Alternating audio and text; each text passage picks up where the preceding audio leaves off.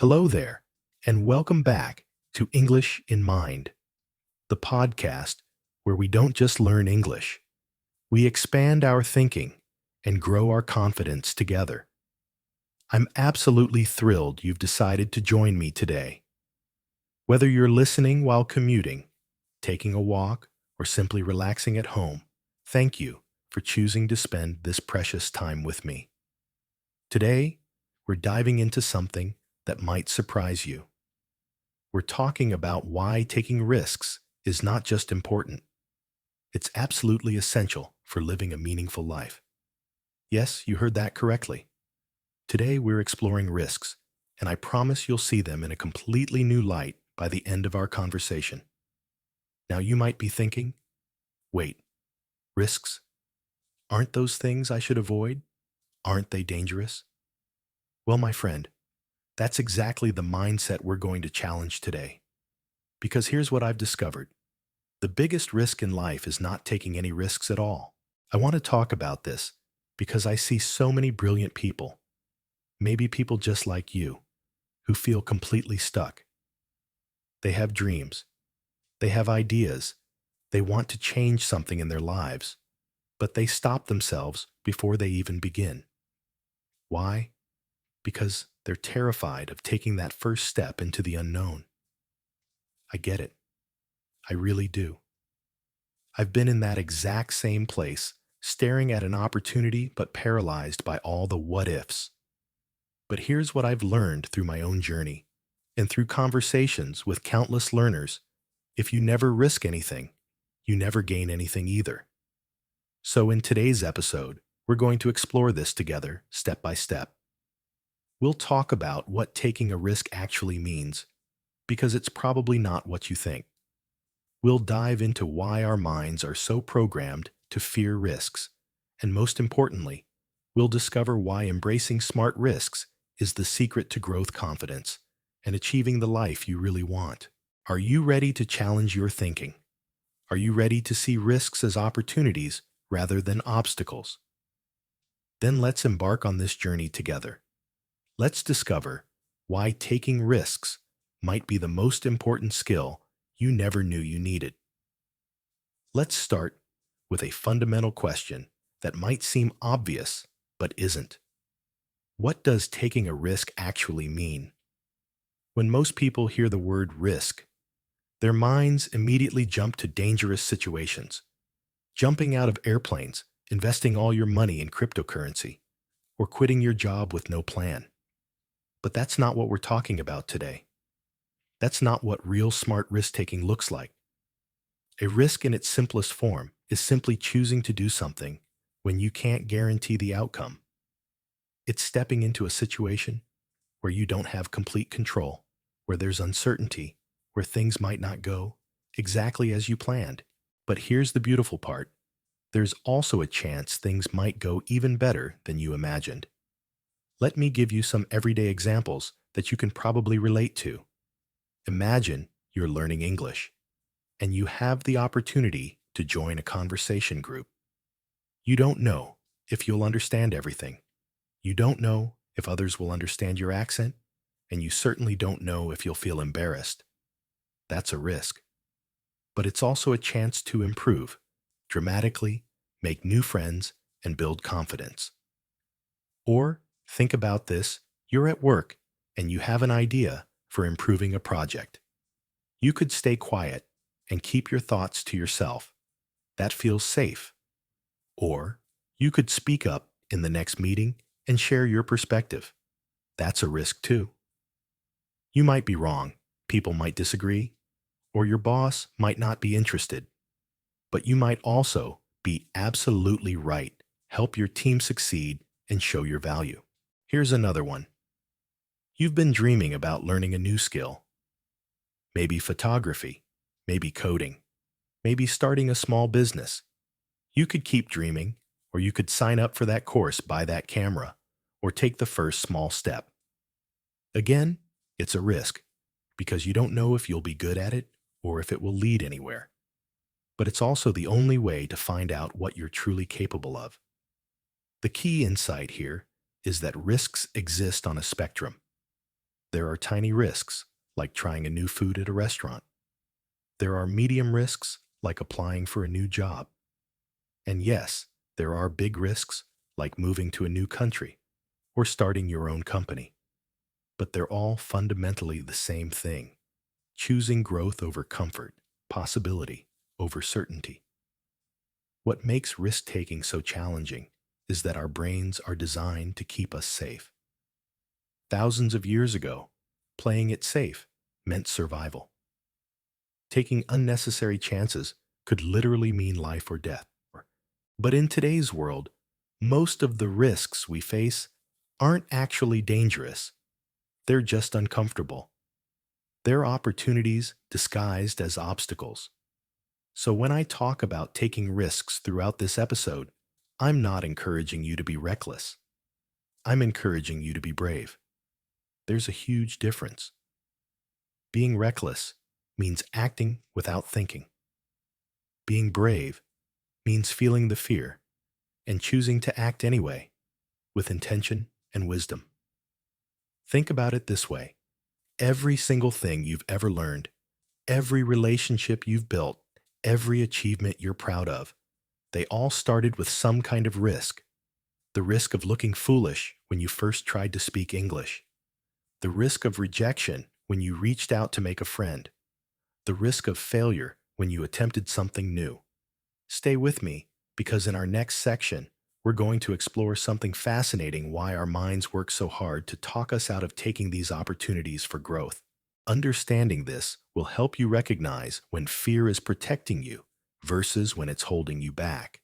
Here at English in Mind, we believe that learning a language is really about learning to think differently. And thinking differently always requires a willingness to step outside your comfort zone, one small risk at a time. Now that we understand what risks really are, let's dive into something equally important. Why does our brain seem to fight us every time we want to try something new? Why do we feel that knot in our stomach when we think about stepping outside our comfort zone? The first and biggest reason is our fear of failure. This fear runs incredibly deep because our society has taught us that failure is the opposite of success, that it's something to be ashamed of.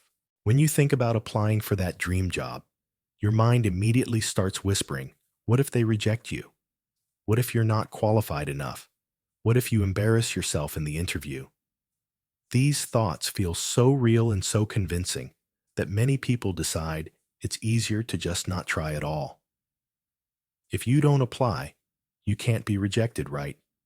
If you don't speak up, you can't say the wrong thing. If you don't try to start that project, you can't fail at it. This logic seems to make sense, but it's actually a trap. Here's what I want you to understand. Failure is not the opposite of success.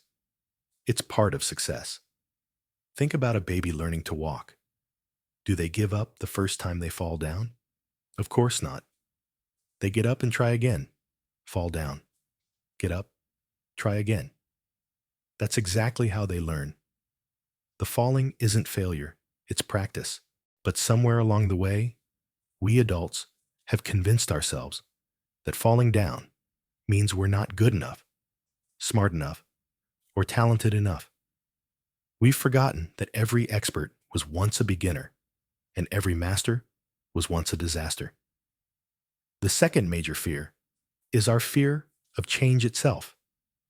Even when we're unhappy with our current situation, change can feel terrifying because it means leaving the known for the unknown. Your mind thinks, yes, my current job is boring, but at least I know what to expect. What if the new job is even worse? What if I can't handle it? What if I made a huge mistake? This fear of change is so powerful that people will often stay in situations that make them miserable simply because those situations are familiar. It's like being in a cage with the door wide open, but being too afraid to walk through it because you don't know what's outside. The third fear that stops people is the fear of judgment from others. We worry constantly about what people will think if we try something and don't succeed. What will my family say if I quit my stable job to pursue my passion? What will my friends think if I fail at learning English? What will my colleagues think if I share an idea and it doesn't work? But here's something liberating. I want you to remember, most people are so busy worrying about their own lives and their own problems that they're not spending nearly as much time judging you as you think they are. And the people who do judge you harshly for trying to grow, those probably aren't the people whose opinions should matter to you anyway. Let me share a story that illustrates this perfectly. Imagine there's a woman named Maria who dreams of improving her English so she can get a better job. She knows there's a conversation group that meets every week at the local library, but she's terrified to go. Her mind fills with worry. What if my accent is too strong? What if I don't understand what they're saying? What if they think I'm stupid? So week after week, Maria drives past. The library sees the group through the window but never goes in. She stays in her car, paralyzed by these fears. Meanwhile, inside that room, there are other people just like her. People who were nervous their first time, two people who made mistakes and laughed about them, people who were patient and encouraging with newcomers. Maria's fears feel so real to her, but they're actually preventing her from discovering that the very thing she's afraid of, being judged, is the opposite of what would actually happen. Most people in that group would welcome her, help her, and celebrate her courage for showing up. This is how fear works. It takes a small possibility, maybe someone might judge you, and turns it into a certainty in your mind. It takes a temporary discomfort, feeling nervous when you try something new, and convinces you that it's a permanent state. But here's the truth. Courage isn't the absence of fear. Courage is feeling the fear and choosing to act anyway. Every person who has ever achieved anything meaningful has felt scared. The difference is they didn't let the fear make the decision for them. So as we continue our journey together, I want you to remember this. Your fears are trying to protect you, but sometimes they protect you from exactly the things you need most: growth, connection, and the discovery of your own capabilities. In our next section, we're going to explore why taking risks, despite these fears, is actually one of the most important things you can do for your personal development and happiness. Stay with me, because what we're about to discuss might completely change how you see challenges and opportunities. Remember, here at English in Mind, we're not just learning a language. We're learning to think beyond our limitations. We've talked about what risks are and why our minds resist them. Now let's explore the exciting part. Why taking smart risks is actually one of the most powerful tools for creating the life you want. The first major benefit is personal growth. When you take a risk, you automatically push yourself beyond your comfort zone, and that's where all real growth happens. Think about it. If you only do things you already know how to do, you'll stay exactly the same forever. But when you challenge yourself, when you try something that makes you a little nervous, that's when you discover new capabilities, new strengths, and new aspects of yourself. Imagine you've been studying English alone for months, just using apps and books. Then you decide to take the risk of joining an online conversation group. That first session might be terrifying. You might stumble over words, you might not understand everything. But after that experience, something has changed in you. You've proven to yourself that you can survive being uncomfortable. You've practiced thinking on your feet. You've connected with other learners. Even if it was imperfect, you've grown. That growth doesn't just apply to language learning. It applies to every area of your life. Each risk you take builds what I call your confidence muscle. And like any muscle, the more you use it, the stronger it becomes. The second huge benefit is that risks open doors to opportunities that would otherwise remain closed. Life has a funny way of presenting its best gifts to people who are willing to reach for them even when they're not sure they can grasp them. Let me paint a picture for you. Suppose you work in an office where you've always stayed quiet during meetings. You have ideas, but you've never shared them because you're afraid they might not be good enough. Then one day, you decide to take a small risk. You speak up about a project improvement you've been thinking about. Maybe your idea gets implemented and you get recognition. Maybe it doesn't work exactly as planned, but your boss notices your initiative and considers you for a promotion. Maybe it leads to a conversation with a colleague that opens up a completely different opportunity. The point is, none of these possibilities could have happened if you hadn't taken that initial risk to speak up. This is how life works. Opportunities don't usually knock on the door of people who are hiding behind their fears. They find people who are out there trying things, making efforts, putting themselves in new situations. The third benefit, and this one might surprise you, is that taking risks actually builds resilience and reduces anxiety over time. I know this sounds counterintuitive. How can doing scary things make you less anxious?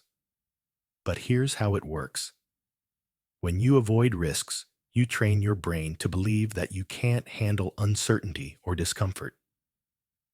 Every time you choose the safe option, because you're afraid, you're essentially telling yourself, I'm not strong enough to deal with difficult situations. This actually makes your anxiety worse over time because your world gets smaller and smaller. But when you take risks and survive them, even if they don't go perfectly, you prove to yourself that you're more resilient than you thought. You learn that you can handle mistakes, criticism, uncertainty, and even failure. Your anxiety decreases because your confidence in your ability to cope increases. I want to share something personal with you. When I first started creating content in English, I was terrified. What if my grammar wasn't perfect? What if people criticized my ideas? What if I made mistakes? But I decided to take the risk anyway. And here's what I discovered. People were far more supportive than I expected. My mistakes became learning opportunities, and criticism helped me improve. Most importantly, I learned that I could handle all of these challenges. Now, creating content doesn't scare me the way it used to, not because I never make mistakes anymore, but because I know I can handle whatever happens. That confidence came from taking risks, not from avoiding them.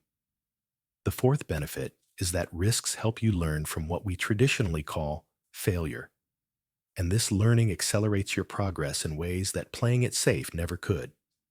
When you take a risk and things don't go as planned, you get invaluable information. You learn what doesn't work, what you need to improve, what you underestimated, and what you're actually capable of handling. This information is incredibly valuable, but you can only get it by trying. People who achieve great things aren't people who never fail. They're people who fail forward. They take the lessons from each attempt and apply them to the next one. They understand that each failure is actually data that brings them closer to success. Finally, and perhaps most importantly, taking risks is often the only path to genuine fulfillment and achievement.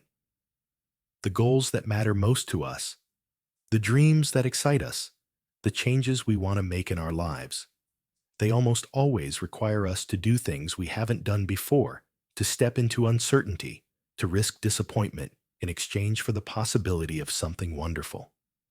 Think about the people you admire most. I guarantee that every single one of them took risks to get where they are. They risked being wrong, looking foolish, or failing completely. But they also opened themselves up to the possibility of success, impact, and fulfillment. So, as we wrap up this section, I want you to start thinking differently about the relationship between risk and reward. They're not opposites, they're partners.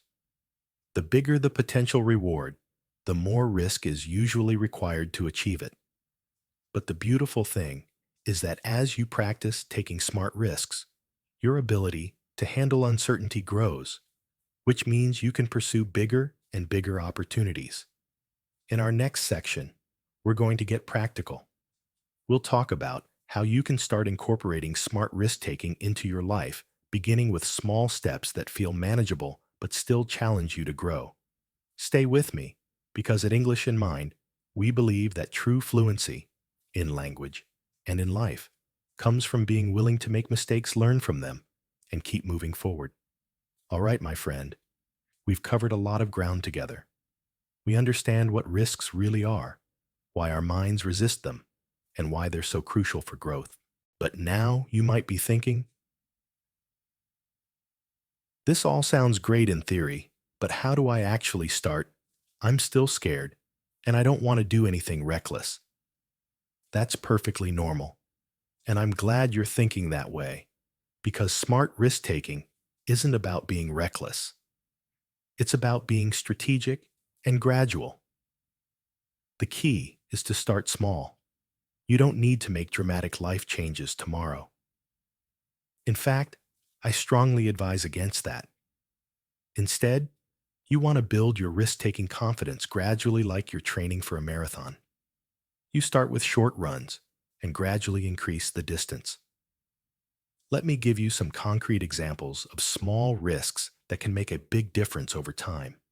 If you're working on your English, a small risk might be commenting on a YouTube video in English, joining one online conversation, or asking a question in an English learning forum.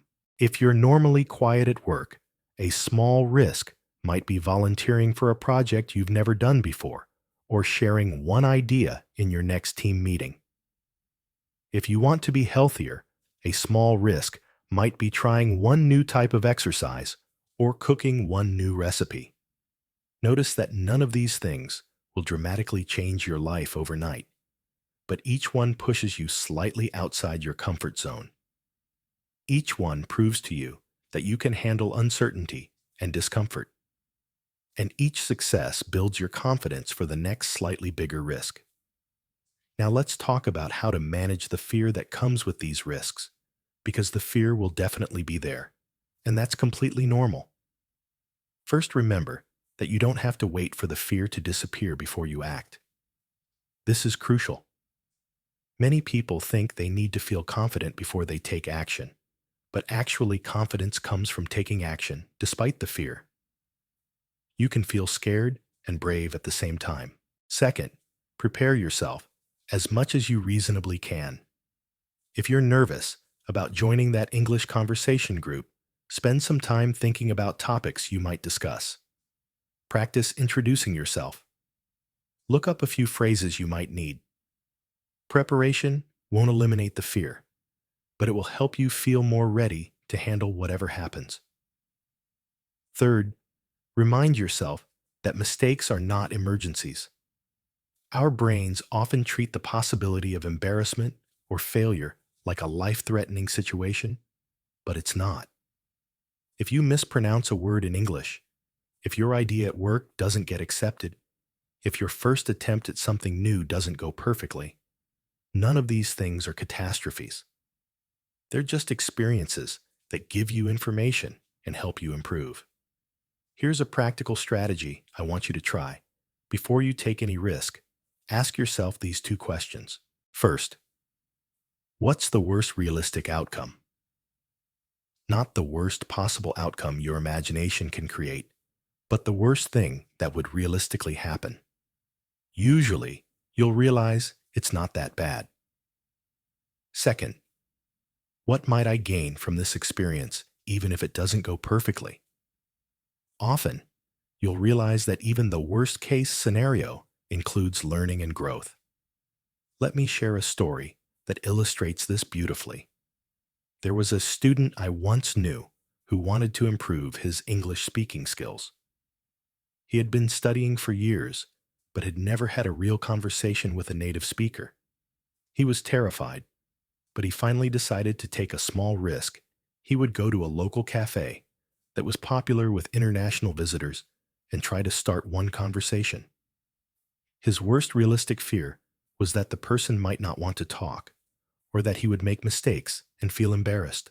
His potential gain was practicing real conversation, building confidence, and possibly making a connection. So he went to the cafe, his heart pounding, and approached someone reading an English book. He said, "Excuse me, I'm learning English. Would you mind if I asked you about that book?" The person was delighted to chat. They had a wonderful 20-minute conversation, and the student left feeling incredible. But here's the beautiful part. Even if the person had said, "Sorry, I'm busy," the student still would have won. He would have proven to himself that he could approach someone, that he could survive a no, and that the experience wasn't nearly as scary as his imagination had made it seem. That's the power of small risks. Even when they don't go perfectly, they expand your sense of what's possible and what you can handle.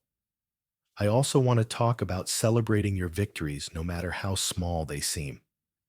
This is incredibly important and something most people forget to do. When you take that small risk, when you speak up in the meeting, join the conversation group, or try that new activity, take a moment to acknowledge what you've accomplished. You've chosen growth over comfort. You've acted despite fear. That's genuinely impressive and worth celebrating. These celebrations don't have to be big. Maybe you just take a moment to feel proud, tell a friend about what you did, or write it down in a journal. The point is to acknowledge that you're building a new habit and becoming a more courageous version of yourself. Finally, remember that taking risks gets easier with practice. The first time you do something that scares you, it feels huge. The second time, it's still scary, but a little less so. By the 10th time, it might feel routine. That's your confidence muscle getting stronger. So here's my challenge for you. Before our next section, I want you to identify one small risk you could take this week. Something that pushes you just slightly outside your comfort zone, but isn't overwhelming. Maybe it's related to English learning. Maybe it's related to work. Maybe it's social or personal. Whatever it is, choose something specific and commit to trying it. In our final section, we're going to look at some real-life examples of how small risks can lead to significant changes. And we'll talk about what happens when you make smart risk-taking a regular part of your life. Remember, here at English in Mind, we believe that every conversation you have in English, every risk you take, and every fear you face is making you stronger and more capable. Let's keep growing together. As we near the end of our time together today, I want to share some real-life examples that show how the principles we've discussed actually play out in people's lives. These stories will help you see how small risks can create profound changes over time. Let me tell you about David, a software engineer who had been working at the same company for 8 years. He was good at his job, but he felt stuck and unfulfilled. For 2 years, he had been thinking about transitioning into product management, but he was terrified to make such a big change. What if he wasn't good at it? What if he took a pay cut? What if he regretted leaving his secure position? Instead of making a dramatic leap, David decided to start with small risks. First, he volunteered to help with product decisions in his current role. Then he started reading product management books and taking online courses. Next, he joined a product management meetup group in his city. Each of these steps felt scary, but they were manageable. Through the meetup group, he met someone who mentioned that their company was looking for someone with David's technical background to join their product team. David decided to take the risk of applying, even though he didn't have traditional product management experience. He didn't get that job, but the interview process taught him what skills he needed to develop. 6 months later, he applied for another product role and got it. Today, 3 years later, David loves his work, earns more money than he did as an engineer, and feels energized by his career in a way he hadn't felt in years. None of this would have happened if he hadn't taken that first small risk of volunteering for product work in his original job. Here's another story that might resonate with you if you're working on your English. Maria had been studying English for 5 years, but had never had a real conversation with a native speaker. She understood movies and could read books, but she was terrified of speaking because she was sure her accent was too strong and her grammar wasn't perfect. One day, she saw a post about a language exchange event in her city. For weeks, she went back and forth about whether to attend. Finally, she decided to take the risk, but she gave herself permission to leave after just 15 minutes if she felt too uncomfortable. She arrived at the event feeling sick with nervousness, but within the first few minutes, she realized something amazing. Everyone there was in the same situation. Native English speakers were trying to practice other languages, and they were just as nervous as she was. They were patient with her mistakes, encouraging about her progress, and excited to help her practice. That one evening changed everything for Maria. She started attending regularly made friends and began speaking English with confidence. More importantly, she realized that her fear of imperfection had been holding her back from exactly the practice she needed most. Today, she uses English confidently in her work and has even started teaching Spanish to some of the friends she made at those language exchanges. These stories illustrate something crucial. The risks that feel the scariest are often the ones that lead to the most growth. David's fear of changing careers and Maria's fear of speaking imperfectly were protecting them from the very experiences they needed to create the lives they wanted. Now let's talk about what happens when you make smart risk-taking a regular part of your life, because that's what I really want for you. Not just one brave moment, but a pattern of choosing growth over comfort that continues to expand your possibilities. When you regularly take small risks, you develop what psychologists call a growth mindset. Instead of thinking, I can't do that, or I'm not good at that, you start thinking, I can't do that yet, or I'm not good at that yet. That one word, yet, changes everything because it implies that growth is possible. You also become more comfortable with uncertainty, which is incredibly valuable in our rapidly changing world. People who can adapt, learn new things, and handle unpredictable situations are the ones who thrive. They're the ones who get promoted, who build strong relationships, who find opportunities that others miss. Perhaps most importantly, you start to see yourself differently.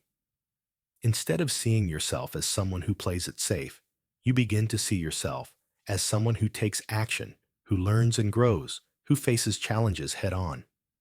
This new identity becomes self-reinforcing. The more you act like a risk-taker, the more you become one. But I don't want to end today's episode without acknowledging something important. This journey isn't always easy, and it's not linear. There will be times when you take a risk and things don't go well. There will be moments when you feel like going back to your comfort zone and staying there forever. That's completely normal and part of the process. The key is to remember that courage isn't the absence of fear. It's action in the presence of fear. Every time you feel scared, but do something anyway, you're building strength. Every time you recover from a setback and try again, you're developing resilience. Every small risk you take is an investment in the person you're becoming. So here's what I want you to do as we finish today. First, take a moment to appreciate yourself for listening to this entire episode. Seriously. In a world full of distractions, you chose to spend your time thinking about growth and self-improvement. That's already a kind of risk. The risk of changing your perspective, of challenging your assumptions, of considering new possibilities. Second, I want you to commit to taking one small risk this week. It doesn't have to be huge. It could be as simple as asking a question in English, on a forum volunteering for a small project at work, or introducing yourself to someone new. Choose something that feels just slightly outside your comfort zone. Third, I want you to remember that you're not alone in this journey. Every person who has ever achieved anything meaningful has felt the same fears and uncertainties that you feel. The difference is that they didn't let those feelings stop them from taking action. Finally, be patient and kind with yourself. Building confidence and courage takes time. You're developing new habits and a new way of thinking about challenges. Some days will feel easier than others, and that's perfectly okay. Before I say goodbye, I want to remind you why we started this conversation. Taking risks isn't about being reckless or pursuing danger for its own sake. It's about refusing to let fear make your decisions for you.